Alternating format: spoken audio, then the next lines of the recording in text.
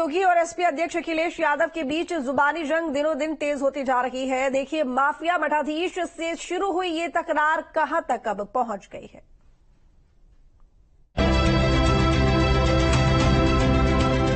तो इन्होंने सत्य का दुरुपयोग किया है, वैसे ही जैसे किसी कालखंड में भस्मासुर ने किया था। देखिए, भस्मासुर दो नहीं हो सकते।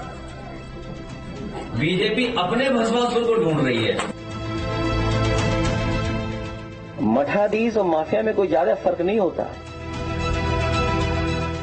दंगाइयों के सामने घुटना टेकने वाला व्यक्ति आज भारत की संत परंपरा को माफिया कहता है। यूपी में सियासी पारा हाई, चरम पर माफिया मठाधीश की लड़ाई। यूपी की सियासत में इन दिनों माफिया, मठाधीश, औरंगजेब की आत्मा और भस्मासुर जैसे शब्दों की बौछार हो रही है। यूपी के सीएम योगी आदित्यनाथ और मुख्य विपक्षी समाजवादी पार्टी के अध्यक्ष अखिलेश यादव के बीच छिड़ी जुबानी जंग में अब ऐसे ही शब्दों से आरोप प्रत्यारोप के तीर चल रहे हैं। इन्होंने सत्य का दुरुपयोग किया है, वैसे ही जैसे किसी कालखंड में भस्मासुर ने किया था। उन्होंने कहा कि सपा और कांग्रेस भस्मासुर है। देखिए, भस्मासुर दो नहीं हो सकते। बीजेपी अपने भस्मासुर को ढूंढ रही है। दरअसल जैसे जैसे उपचुनाव के दिन करीब आ रहे हैं, वैसे वैसे दोनों नेताओं के बीच छिड़ी जुबानी जंग की धार और तेज होती जा रही है। मठाधीश और माफिया के इस जंग में दोनों नेता अपने अपने नैरेटिव सेट करने की कोशिश में हैं। मठाधीश और माफिया में कोई ज्यादा फर्क नहीं होता।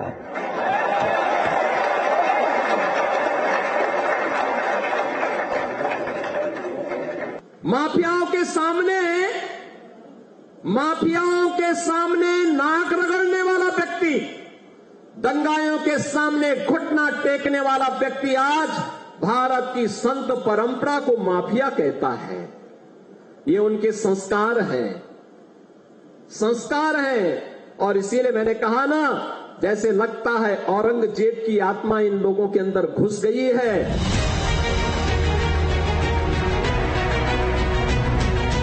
तो समाजवादी पार्टी भी तो उसी के नक्शे कदम पर चल रही थी, उसी नक्शे कदम पे चल रही थी। गुंडागिर्दी की चरम, अराजकता की चरम, हर दूसरे तीसरे दिन एक दंगा, हर माफिया के साथ इनके रिश्ते।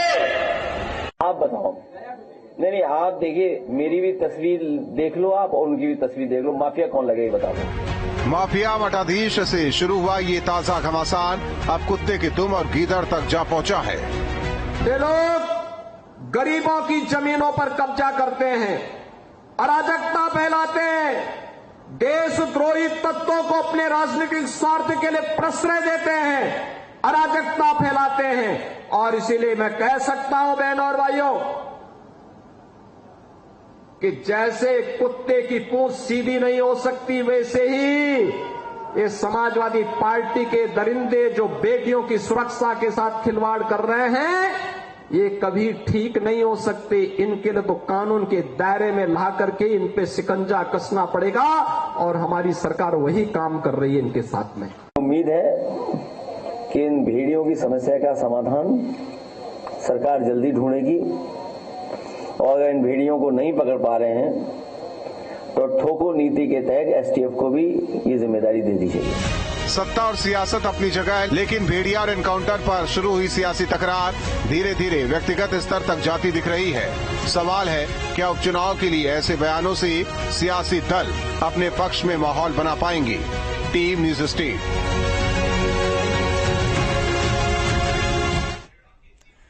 तो इसी खबर पर ज्यादा जानकारी के लिए संजीव आजाद हमारे साथ में अयोध्या से जुड़े हुए हैं, अनिल कुमार हमारे साथ में कानपुर से जुड़े हुए हैं। संजीव, देखिए, मुख्यमंत्री योगी आदित्यनाथ कल ही अयोध्या पहुंचे थे, बिल्कीपुर, और वहां जाकर उन्होंने जनसभा को संबोधित किया और कई बड़ी बातें उन्होंने अपने संबोधन में कही हैं। खास करके समाजवादी पार्टी को लेकर उन्होंने खूब निशाना साधा है। सबसे बड़ी बात यह कि जब चुनाव नजदीक आते हैं तो ऐसे में इस तरह की तमाम बयानबाजी और एक दूसरे के ऊपर छींटाकसी देखने को मिलती ही है। लेकिन मुख्यमंत्री योगी आदित्यनाथ जिस तरह से मुखर नजर आ रहे हैं और एक्शन मोड में नजर आ रहे हैं, एक बात तो साफ है कि वो ये जानते हैं कि इन उपचुनावों में जीतना बहुत जरूरी है। जी बिल्कुल, जिस तरीके से जब से उपचुनाव की शुरुआत शुरू हुई है तब से लेकर लगातार मुख्यमंत्री योगी आदित्यनाथ दूसरी बार मिल्कीपुर विधानसभा में पहुंचे हैं, जहां पर उपचुनाव होना है। और जो कल का उनकी जनसभा था, उन्होंने एकदम खुला जो है समाजवादी पार्टी पर कई आरोप लगाए हैं, साथ ही साथ अपनी विकास योजनाएं ही गिनाई है। तो जाहिर सी बात है, ये जो बातें निकल कर आ रही है वो उपचुनाव को लेकर आ रही है। लेकिन हमारे साथ कुछ लोग हैं, अयोध्यावासी हैं, इनसे जानने की कोशिश करते हैं कि आखिर क्या है ये मामला। जिस तरह से अखिलेश यादव और मुख्यमंत्री योगी आदित्यनाथ में जुबानी जंग शुरू हो गई है, किस नजर से आप देखते हैं? ये सीधा सीधा जो है मुख्यमंत्री जी के उनका एक टास्क लिया है, एक चैलेंज के तौर पे जो है ये सीट लिया है मिल्कीपुर को।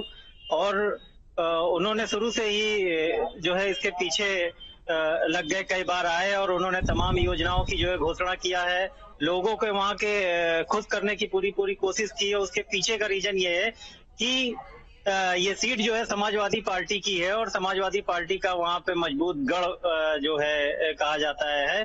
तो कहीं ना कहीं जो है ये मुख्यमंत्री की आन बान शान का मामला है, उसको लेकर वो किसी भी कीमत पर इस सीट को जीत कर और ये यहाँ से जो सांसद की सीट हारे हैं वो गिफ्ट के तौर पे देने की कोशिश कर रहे हैं, जिसमें वो सफल होते भी लग रहे हैं। जी बिल्कुल, हमारे साथ और एक साथी है। जो इस तरीके से बातें आ रही है, तमाम चीजें, वो किस नजर से आप देखते हैं? देखिए, एक तरफ तो पहले अयोध्या की सीट हारते हैं, ठीक है, और जब मिल्कीपुर उपचुनाव की बात आती है तो लगातार आकर बताते हैं कि हमने ये काम किया, वो काम किया। ठीक है, अयोध्या में बहुत सारे काम हुए हैं, लेकिन उन कामों को लोगों तक ले जाना, उन कामों को लोगों तक पहुंचाना, अपनी परियोजनाओं से लोगों को जोड़ना भी उनकी प्राथमिकता होनी चाहिए। मंच से सिर्फ ये न बता देना कि किसके अंदर औरंगजेब की आत्मा घुस गई है, थोड़ा सा अटपटा दिखता है। चुनाव के दौर में या अन्य समय पर भी सरकार को यही चाहिए कि वो लोगों के बीच जाए, उनसे लोगों से मिले। मिल्कीपुर इससे पहले कब आए रहे होंगे? नहीं आए हैं, लेकिन उपचुनाव है तो इसलिए पहुंच रहे हैं। तो भाई इतने तक ही उतनी छवि नहीं बनाई रखनी चाहिए मुख्यमंत्री जी को। उन्हें हमेशा लोगों के बीच पहुंचना चाहिए और अयोध्या में काम करने के लिए तत्पर होना चाहिए। सीधा आरोप एक दूसरे पे लगा रहे हैं, तमाम जुबानी जंग शुरू हो गई है, क्या कहेंगे? देखिए, जब चुनाव आता है तो आरोप लगते हैं। आरोप भी इसीलिए लगते हैं शायद कि उन्हें काम अपना छुपाना होता है। पूर्व मुख्यमंत्री अखिलेश यादव ने भी अयोध्या में कोई काम नहीं किया। 2017 के पहले की अयोध्या आप देख लीजिए, तिरस्कृत रहती थी, कोई पर्यटक नहीं आते थे। मौजूदा उसके 2017 के बाद लगातार पर्यटकों का आना शुरू हुआ है, अयोध्या बन रही है, ये सब ठीक है। लेकिन मुख्यमंत्री जी जब अयोध्या आते हैं तो ये अयोध्या बंद कर दी जाती है। इस पर भी थोड़ा ध्यान देना चाहिए कि लोग यहाँ के परेशान ना हो। यही परेशानी का सबक है जो इनको लोकसभा में देखने को मिला है। बिल्कुल, तो लोगों का अपना अपना मत है। लोग कह रहे हैं कि चुनावी जंग ठीक है, लेकिन इस तरह से जो सीधा प्रहार किया जा रहा है वो उचित नहीं है। जी,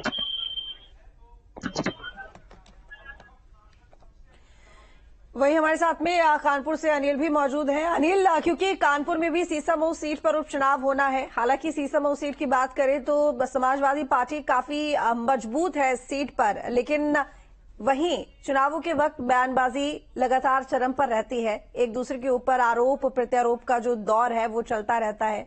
मुख्यमंत्री योगी आदित्यनाथ लगातार इस बात को लेकर बल देते हैं कि पहले माफिया राज था, लेकिन अब यहां पर रामराज है। कानपुर की जो जनता है वो क्या सोचती है? अनिल जी बिल्कुल बता दो कि जैसे ही उपचुनाव की आने वाले हैं उसके लिए लगातार बयानबाजी का सिलसिला जारी हो गया है। बता दें कि कई दिनों से देखने को मिल रहा है कि अखिलेश यादव कॉन्फ्रेंस करके निशाना तन चक रहे हैं, वहीं योगी आदित्यनाथ भारी जनसभाओं में कहीं ना कहीं समाजवादी पार्टी के ऊपर तन चक रहे हैं। अब देखने वाली बात होगी कि जो लगातार ये जो बयानबाजियों की निशानेबाजी हो रही है, आने वाले चुनावों में किस तरीके से वोटों पर तब्दील होता है। लेकिन कहीं ना कहीं आने वाली जो चुनाव है वो जाहिर सी बात है कि बहुत ही ज्यादा रोचक होने वाला है। आपको बता दें कि इस वक्त हम कानपुर में खड़े हैं, कानपुर कुछ लोग हैं, वही जानते हैं कि किस तरीके की जो बयानबाजी है, किस तरीके से किसको फायदा मिलने वाला है।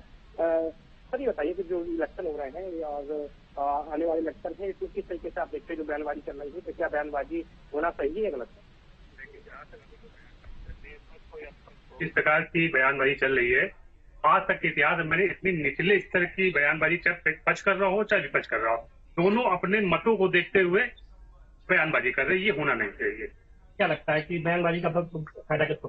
देखिए, बयानबाजी का जो फायदा है, जहां तक अभी जो मैं सीतामऊ विधानसभा की बात करूंगा, तो यहाँ पे जो हमारी सहानुभूति की लहर है वो इरफान सोलंकी जी के साथ होगी, जो जिनको टिकट मिलेगा उनके। लगातार भारतीय जनता पार्टी के गद्दावर नेता हो, चाहे मंत्री हो, चाहे पदाधिकारी हो, लगातार कानपुर में डेरा डाल रखा है, क्या कुछ असर देखने को मिलेगा? देखिए, बयानबाजी तो बहुत गलत हो रही है, बहुत निचले स्तर की हो रही है, और इसका जहां तक अभी तक लोकसभा चुनाव हुआ था उसमें भी घाटा हुआ था, और आने वाले विधानसभा में जो उपचुनाव हुआ है हो सकता है इसमें भी घाटा देखने को मिले। क्या लगता है आपको कि जो आने वाले चुनाव, लोकसभा चुनाव का ये जो बयानबाजी का जो नुकसान है लोकसभा में हुआ, तो क्या इसका असर विधानसभा में देखने को मिलेगा? हाँ, बिल्कुल मिलेगा। विधानसभा चुनाव में भी बिल्कुल मिलेगा। इसका असर जो होगा वो विधानसभा में मिलेगा, क्योंकि ये जो पहले राजनीति और अब की राजनीति में काफी फर्क हो गया है। ये पर्सनल राजनीति जिस तरीके से कर रहे हैं, पहले भी होती थी राजनीति, इस तरीके की बयानबाजी कभी नहीं होती थी, जो अब पर्सनली लो हो रही है। सर, आप क्या कहेंगे कि जो ये राजनीति जो बयानबाजी हुई है, बयानबाजी को लेकर क्या कुछ किसको फायदा मिलने वाला है? देखिए, ऐसा है, जनता जो है भली भांति हर चीजों से परिचित हो चुकी है कि अब जो उपचुनाव हो रहे हैं विधानसभा के, अभी तक ये क्या है, आपस में सब कुछ मामला सही चल रहा रहता है। जैसे ही चुनाव पास आता है, चाहे उपचुनाव हो चाहे कोई भी चुनाव, लोकसभा चुनाव हो, ये निचले स्तर की जो बयानबाजी होती है बहुत ही गलत है। कि इसमें मतलब किसी एक पक्ष को लेकर जो टिप्पणी की जाती है, जैसे इसमें इनके एक शब्द थे कि औरंगजेब के कहते हैं जो वंशज है, ये है वो है, दुनियादारी, सब चीजें अच्छी बात नहीं है। जनता देखिए पढ़ी लिखी है, जनता चाहती है कुछ और, कहते हैं देश को बढ़ते हुए देखना चाहती है, और बहुत सारी चीजें हैं जो और भी चीजें उनको पहले दूर करो। ये मतलब चुनाव आता है, ये सब बयानबाजी जो होती है बहुत गंदी चीज है। ये निचले स्तर की राजनीति हो रही है इसमें, लेकिन इसमें फायदा इनको, आप ये मान के चलिए कि जनता जो है इरफान सोलंकी के साथ है, और मैं ये चाहता हूँ कि इरफान सोलंकी। तो ये कानपुर के कुछ लोग उनका साफ तरीके से कहना है कि जो बयानबाजी है बहुत निचले स्तर की बयानबाजी है। हालांकि चुनाव आते हैं, चुनाव के समय भी सारी चीजें होती हैं, और कहीं ना कहीं जो लोकसभा में नुकसान हुआ है इन बड़े बयानबाजी की वजह से ही लोकसभा में भारतीय जनता पार्टी को नुकसान हुआ था। लेकिन देखने वाली बात होगी कि इन बयानबाजियों का असर आने वाले चुनाव में कितना लोगों को मिलने वाला है। जी चलिए, ठीक है, आप दोनों का बहुत शुक्रिया तमाम जानकारी के लिए।